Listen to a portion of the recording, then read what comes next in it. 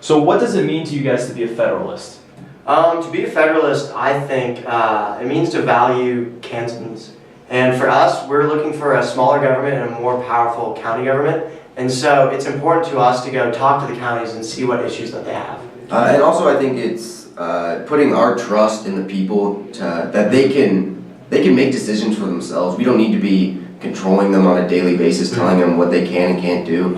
So it's just allowing them greater freedoms. And we're here to help them and aid them in their decision-making process, but we're not here to tell them this is what you have to do. So what challenges have you had to deal with? Honestly, I'm actually very proud of how we've been working with the legislature, even though it's a mainly nationalist legislature. Working on the budget together was a very easy experience because we were able to just sit down and talk to them. But challenge-wise, just the volume of bills that are being put into the Senate is astounding, and just making sure that the right bills get through has been a challenge, as well as making sure that all the counties are getting the attention that they need, because some are feeling less looked upon than others. So yeah, I think that's a big challenge. And also for this very kind of huge marijuana bill that's going through, they've been adjusting the percentage of the tax, and so the guys in the Congress, some of them have just been texting me different figures saying, hey, if we change the tax to this, how much money is it going to generate? So I've just had to do a bunch of calculations for them, trying to figure out what percent is going to get us the best return. All right, so going off of the fact that you mentioned Senate is mostly nationalist, what have you had to compromise with nationalists thus far? So they brought up the minimum wage bill, which is something that we talked about.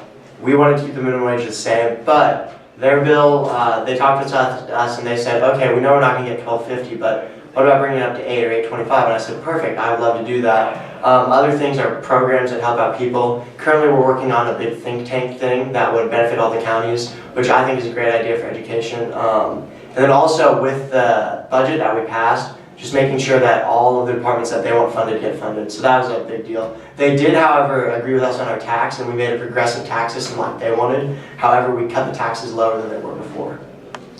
And once again, going off of your answer, how do you feel about that budget? Like, are you very confident? I feel that so when you're creating a budget, you really don't know exactly how that's going to affect all of Kansas, and you can't make everyone happy.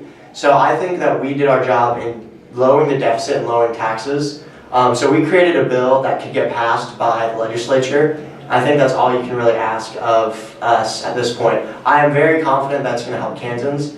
At the very least, it lowers their taxes while not cutting substantial departments that they want and need.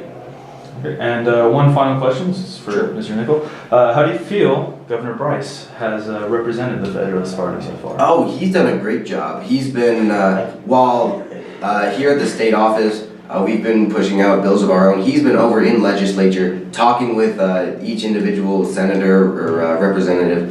He's been motivating them to get through this budget because it is just a huge document to work through. And so they passed it early even. They didn't wait till the deadline to get it done. And so he's just made that process a whole lot more efficient and effective. Well, thank you. Sure. All right. Thank you, boys, for your time.